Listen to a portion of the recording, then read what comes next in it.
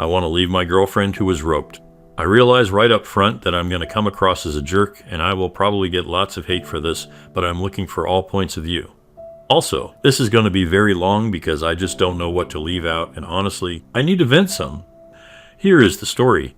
A year ago, actually a year and a month ago, my girlfriend was roped as she was leaving work. Thankfully, she was not unalived, however, her attacker did threaten her with a weapon. Fortunately, the store she works at had cameras in the parking lot, and between them getting video of the attack and the bank across the street getting the attacker's car on camera, the police were able to catch him within a day. Between the video and DNA testing, he did not even contest, he just pleaded guilty in exchange for not receiving the max. Since there were aggravating circumstances, the weapon, the judge gave him a 20-year sentence, and with time for good behavior, he can be out in about 10 years. Give or take. I tell you all of that to make it clear that her attacker is no longer a threat. She doesn't have to fear him coming back for her at least for 10 years or so. Obviously, this was a very traumatic event in her life, and while I was not a victim per se, it was also very traumatic for me as well. I can't imagine what she has gone through, and I don't compare my situation to her at all. But I have had severe bouts of depression because I couldn't protect her, and knowing someone else was harming her sometimes was almost more than I could handle. Right after the incident, she did not want to see me. I get that. It hurt, but I understood. Her parents picked her up from the hospital, and I did not see or hear from her for a week, which I sort of get, but I think I could have gotten a text or something just saying she was okay. Finally, a week and her sister call me and lets me know that she is staying with her parents and she will be calling me in a couple of days. She never called me. Instead, I once again get a text from her sister saying she would like me to come over for a few minutes so we can talk. I get up and go over and am greeted at the door by her mother, who very calmly and very coldly starts laying out to me how I am to act and what I am to say. I am further instructed to not attempt to make any physical contact with her, as in hug or anything. Okay, again, I get it. Major trauma, I'm sure they have been coached by therapists/counselors or something in what to say and do around her, so I play along. I walk in and she is sitting on a chair with her dad standing next to her and her sister sitting on the couch. As I walk in the room, the sister starts talking and telling me that my girlfriend wants me to know that she is okay, but obviously she has been traumatized and appreciates my understanding in her recovery. She never said one single word to me and barely looked at me. Again, this was right after the event, and I'm understanding that this is how it has to be. But honest to God, that entire conversation was just awkward as hell. I leave, go home and attempt to focus on how I can help her. I start Googling how to deal with a rope survivor and what I can expect. She starts going to therapy initially 2 times a week, then after 2 months it goes down to 1 day a week. In the meantime, she finally makes contact with me and asks to meet at a coffee shop. I get there and she is already there and waiting. At this point in time, they had her so medicated that I was dealing with a zombie for the most part. There was no emotion and she was very methodical in her speech. Basically, she wanted to get together that day to tell me that she couldn't go out with me for a while until she got past some issues she was dealing with. Of course, I told her I understood. This was almost a month after the attack, and this was our first conversation by ourselves, so I was already living under this assumption. I told her I would be there for her, and that whatever she needed, whether that be space or a shoulder to cry on or anything, I was there for her. I started to tell her that I loved her, and she stopped me. She told me that right now she didn't want to hear that, and that I had to respect her wishes. I was once again a little hurt and frankly surprised, but I said whatever she wanted. She starts texting me the next day. Little things, nothing important, but I think it is a big step in getting back to where we were. This goes on for another month and a half. I finally asked her at the month and a half mark if we could meet for dinner. She didn't reply for 2 days and then said that she had to wait for to talk to her therapist. Finally, she agrees to this, but sets the date for another month away. Now, mind you, this is almost 4 months after the attack, and so far, I've had 1 physical conversation with her in person and 1 bizarre conversation with her and her family. Oh, yay, I need to mention this. I am not being updated on her progress by anyone. Granted, I realize that I am not officially family, nor am I entitled to do anything, but it would have been nice to just get a text or call or something from someone telling me that she was doing good in therapy or was not, or anything. We go out to eat at a small bistro that we ate at all of the time. I met her there and I was waiting for her to show up. After sitting for a half-hour waiting, I text to see what was up. I just get a text of on my way. She finally arrives and sits down. I ask her how she has been and she snapped at me and told me to not ask her personal questions. We ate, and after dinner I wanted to just sit and talk because I missed the person I had talked to almost every day for the previous 3 years. But when she was done eating, she said that she was ready to go home.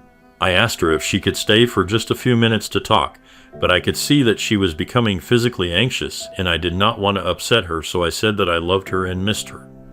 She just walked away. She goes back to texting me the next day like nothing had been wrong.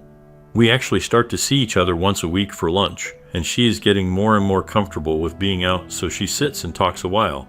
She has also started a new job, which she tells me about. This goes on for another 4 months. I'm happy to see her and all, but honestly, I'm very lonely and we have not even so much as held hands. Then one day she doesn't show up for lunch.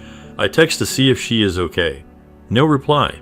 I call her parents to see if they know where she is and to make sure she is okay. I got the runaround from them, and by this time I'm starting to get upset because I don't want to know where she was at or anything. I just wanted to know if she was okay. After actually saying that, her mom says, yes, she is okay, but don't expect to hear from her for a while. Well, that makes me start to thinking she has had a relapse and is in the hospital, but what can I do? All I do is go home and try and take my mind off of it. 2 weeks pass with nothing from anybody. I'm trying my best to be reasonable here, but basically, I call her sister and ask if she is still alive or what. She knew I was getting frustrated, so she apologizes, but that her sister told them to specifically not let me talk to her. At this point, I break down. I don't know what I've done wrong here. I have not pushed her. I have not tried to get her to be with me in any way other than to just talk to me, and even then, I have had very generic conversations so as to not upset her. I then get a text from her asking if I would meet with her at an address I wasn't familiar with, but once I looked it up, I determined this was the therapist office. I am told be there at 4, which meant I had to leave work early to get there. I check in at the front desk and I'm told that the therapist wants to speak to me alone for a few minutes. She comes in and I now know where the parents were getting this from because after formally greeting me, she then started to provide me with a list of do's and don'ts. She then told me that my GF wanted to speak to me and had something to tell me. I go in and she is sitting on one chair and I am instructed to sit in the other. She has a box of tissues and has been crying.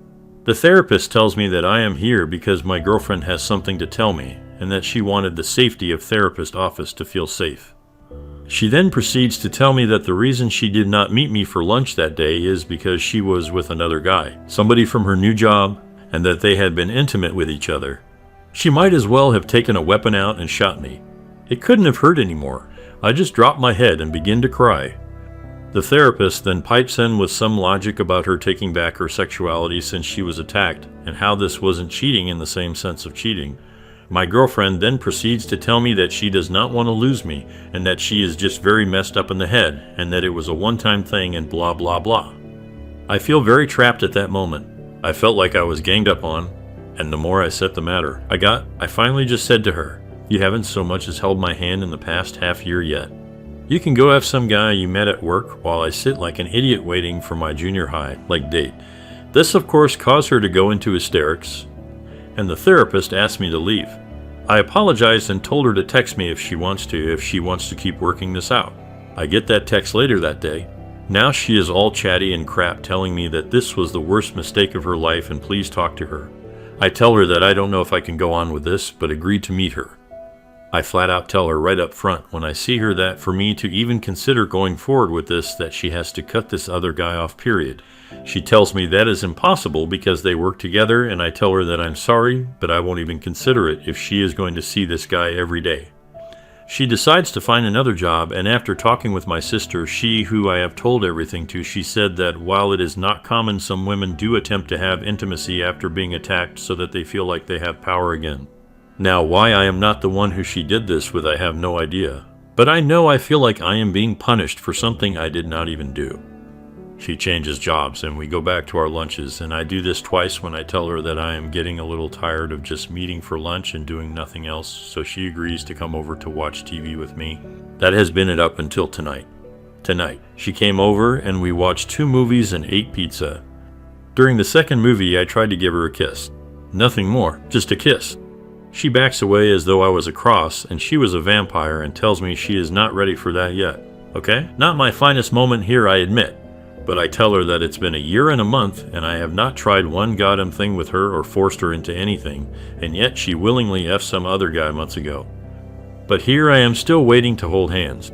She of course starts crying, but this time I'm not as fast to apologize.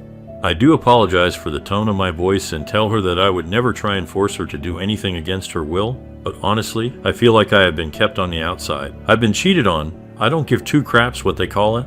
She willingly had unprotected intimacy with someone else, and I feel like I have done everything to try and be a supportive boyfriend.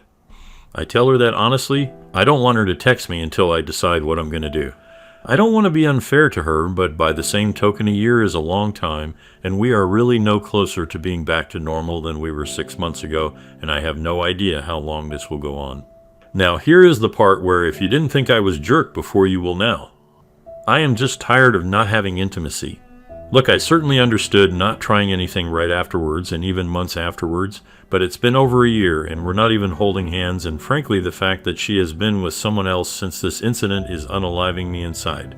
So I told her that I'm going to think things through and promise to talk with her next week sometime, but as it stands tonight, I think I'm done. I love her. I hate the idiot who ruined both of our lives. I know this isn't her fault, and I hate that I feel like crap no matter what I do if I stay. I'm going to be resentful, and even if she comes over tomorrow and has intimacy with me, it will feel like either pity intimacy or desperation intimacy. But I know ending this will be punishing her for something that isn't her fault either. Advice? My God, this is way too long. TL, Dr. GF was roped over a year ago. In the meantime, I have given her space and let her deal with things as she deems fit. We have not been together intimately since the attack. She, on the other hand, has been with another guy since. I think I'm done, but looking for advice. Take care, everyone.